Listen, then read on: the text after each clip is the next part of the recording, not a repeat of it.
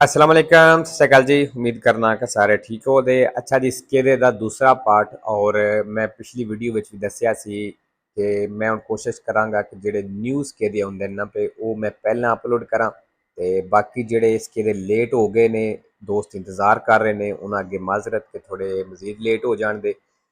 ਔਰ ਬਾਕੀ ਅਗਰ ਕੋਈ ਦੋਸਤ ਚਾਹੁੰਦਾ ਹੈ ਕਿ ਮੇਰਾ ਸਕੇਦਾ ਅਪਲੋਡ ਹੋ ਜਾਵੇ, ਉਹ ਮੈਨੂੰ ਮੈਸੇਜ ਕਰ ਦਿਆ ਜਾਏ ਤੇ ਮੈਂ ਇਨਸ਼ਾਅੱਲਾ ਉਹ ਵੀ ਸਕੇਦਾ ਪਹਿਲਾਂ ਅਪਲੋਡ ਕਰ ਦਿਆਂਗਾ। ਠੀਕ ਹੈ ਜੀ।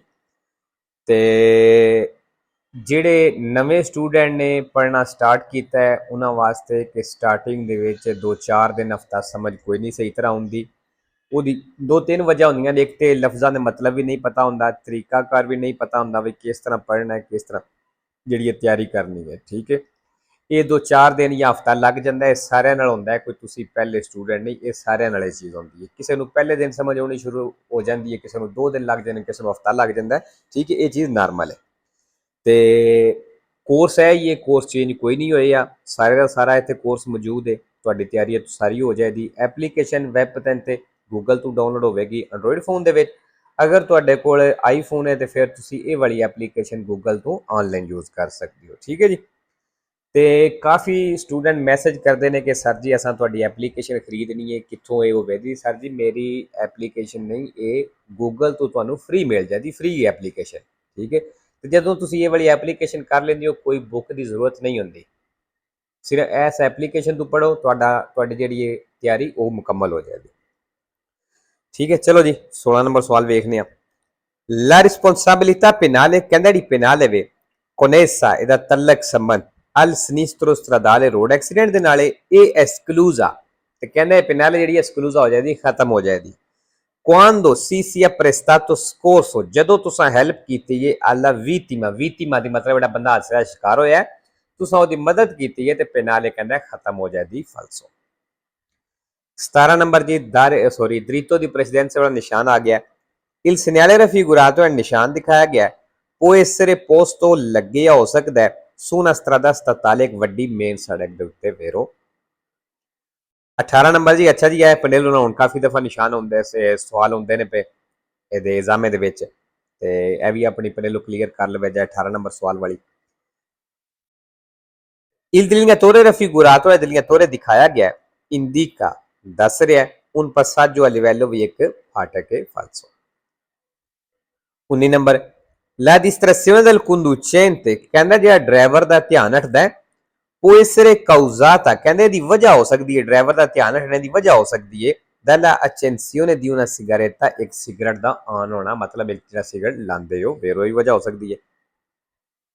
20 ਨੰਬਰ è consentito il sorpasso, ਕਹਿੰਦਾ ਓਵਰਟੇਕ ਕਰਨੇ ਦੀ ਇਜਾਜ਼ਤ ਹੈ nelle intersezioni, ਚੌਕਾਂ ਦੇ ਵਿੱਚ।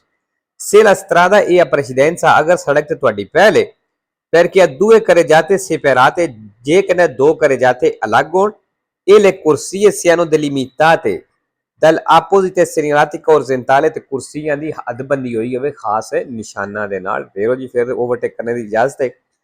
ਅੱਛਾ ਜੀ, ਇੱਥੇ orizzontale ਆ ਗਿਆ sempre vero ਤੇ ਦੋ ਇਹ ਵੀ ਫਾਲਸੋ ਨੇ। ਠੀਕ ਹੈ।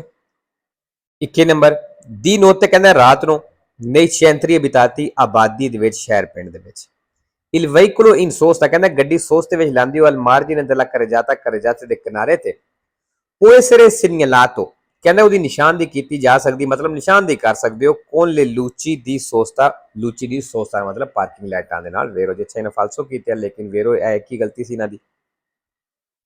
22 number lo stato di shock si manifesta, ਕਹਿੰਦਾ ਜਿਹੜੀ ਸ਼ੌਕ ਦੀ ਹਾਲਤ ਹੁੰਦੀ, ਮਤਲਬ ਜਿਹੜਾ ਸਦਮਾ ਲੱਗਦਾ ਹੈ, ਇਹਦਾ ਕਿਸ ਤਰ੍ਹਾਂ ਪਤਾ ਲੱਗਦਾ ਤੁਹਾਨੂੰ?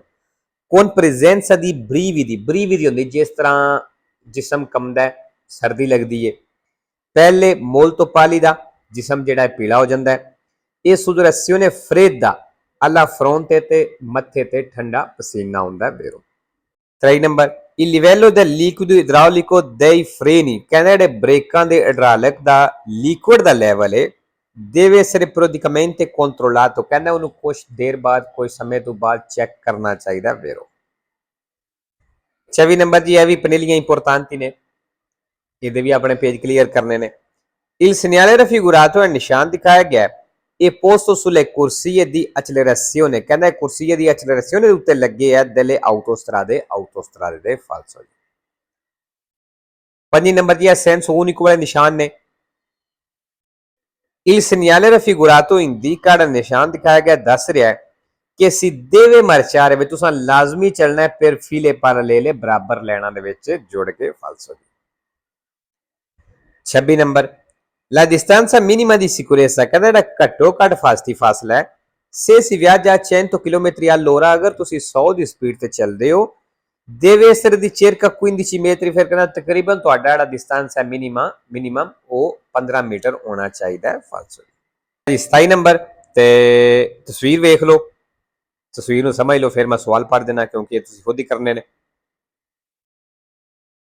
Nell'incrocio rappresentato nella figura la ਚੌਕ ਤਸਵੀਰ ਦੇ ਵਿੱਚ ਦਿਖਾਇਆ ਗਿਆ ਇਹਦੇ ਵਿੱਚ il conducente del veicolo D ਕਹਿੰਦਾ D ਗੱਡੀ ਦਾ ਡਰਾਈਵਰ ਹੈ passa per primo ਪਹਿਲਾਂ ਗੁਜ਼ਰੇਦਾ। ਅੱਛਾ ਜੀ ਵੇਖ ਲੈਨੇ ਆ।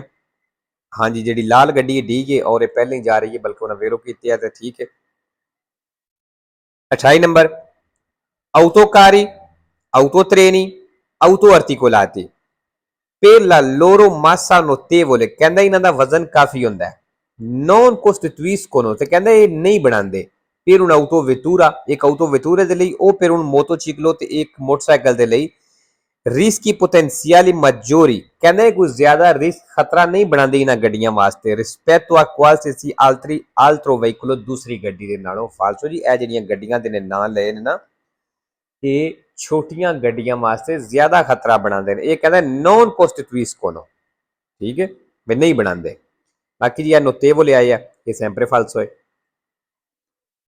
29 number in caso di infosamento ਕਹਿੰਦਾ ਉਹ ਸੂਰਤ ਜਦੋਂ ਫਸ ਗਏ ਹੋ su neve o sabbia ਬਰਫ਼ ਤੇ ਜਾਂ ਰੇਤ ਤੇ non riuscendo a spostare il veicolo ਤੁਸੀਂ ਗੱਡੀ ਨਹੀਂ ਹਟਾ ਸਕਦੇ ਪਏ ਇਹ consigliabile ਫਿਰ ਕਹਿੰਦਾ ਤੁਹਾਡੇ ਵਾਸਤੇ ਸਲਾਹ ਹੈ inserire sotto la ruota ਕਿ ਤੁਸੀਂ ਟਾਇਰ ਦੇ ਥੱਲੇ ਦਿਓ ਕਿ salita qualcosa ਕਿ faccia attrito ਕੋਈ ਐਸੀ ਚੀਜ਼ ਜਿਹੜੀ ਰਗੜ ਪੈਦਾ ਕਰੇ। ਅੱਗੇ ਉਹਨੇ ਬ੍ਰੈਕਟ ਵਿੱਚ ਦੱਸਤਾ ਵੀ ਕਿਹੜੀ ਚੀਜ਼ ਪੇਸੀ ਦੀ ਲੈਣੀ ਕੋਈ ਲੱਕੜ ਦਾ ਪੀਸ tappeti dal veicolo ਗੱਡੀ ਦੇ ਮੈਟ ਐਟਸੈਟਰਾ ਵਗੈਰਾ ਵਗੈਰਾ। ਵੇਰੋ ਜੀ ਅਗਰ ਗੱਡੀ ਨਹੀਂ ਨਿਕਲਦੀ ਪਈ ਐਸੀ ਜਗ੍ਹਾ ਤੋਂ ਤੇ ਫਿਰ ਕੋਈ ਚੀਜ਼ ਨਹੀਂ ਮਿਲਦੀ ਤੇ ਫਿਰ ਗੱਡੀ ਦੇ ਤੁਸੀਂ ਮੈਟ ਵੀ ਯੂਜ਼ ਕਰ ਸਕਦੇ ਹੋ ਨਹੀਂ ਤੇ ਲੱਕੜ ਦਾ ਪੀਸ ਜਾਂ ਕੋਈ ਹੋਰ ਇਸ ਤਰ੍ਹਾਂ ਦੀ ਚੀਜ਼ ਉਹਦੇ ਟਾਇਰ ਥੱਲੇ ਦਿਓ ਜਿਹਦੇ ਉੱਤੇ ਟਾਇਰ ਜਿਹੜਾ ਉਹ ਥੋੜੀ ਗ੍ਰਿਪ ਕਰੇ।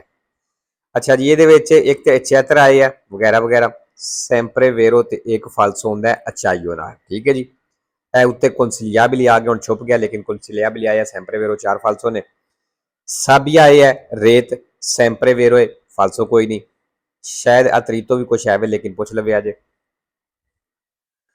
3 ਨੰਬਰ ਇਹ ਰਿਮੋਰਕੀ ਵੋਤੀ ਕਹਿੰਦਾ ਜਿਹੜੇ ਖਾਲੀ ਰਿਮੋਰਕੀ ਹੁੰਦੇ ਜਿਸ ਤਰ੍ਹਾਂ ਟਰੈਕਟਰ ਦੇ ਪਿੱਛੇ ਖਾਲੀ ਟਰਾਲੀ ਹੋਵੇ ਠੀਕ ਹੈ ਉਹਦੀ ਗੱਲ ਕਰ ਰਿਹਾ ਕਿ sbolzano eccessivamente ਜਿਹੜੇ ਜ਼ਿਆਦਾ ਉਛਲਦੇ ਨੇ possono essere causa di rumore ਕਹਿੰਦਾ ਇਹ ਸ਼ੋਰ ਦੀ ਵਜ੍ਹਾ ਬਣ ਸਕਦੇ ਨੇ। ਵੇਰੋ ਜੀ ਤੁਸੀਂ ਵੇਖਿਆ ਉਹਦਾ ਟਰੈਕਟਰ ਦੇ ਪਿੱਛੇ ਜਦੋਂ ਖਾਲੀ ਟਰਾਲੀ ਹੁੰਦੀ ਹੈ ਤੇ ਬੜਾ ਸ਼ੋਰ ਕਰਦੀ ਹੈ। ਤੇ ਲੋ ਜੀ ਅੱਜ ਦੀ ਵੀਡੀਓ ਤੇ ਖਤਮ ਹੁੰਦੀ ਹੈ ਤੇ ਇਨਸ਼ਾਅੱਲਾ ਮਿਲਦੇ ਹਾਂ ਨੈਕਸਟ ਵੀਡੀਓ ਤੇ।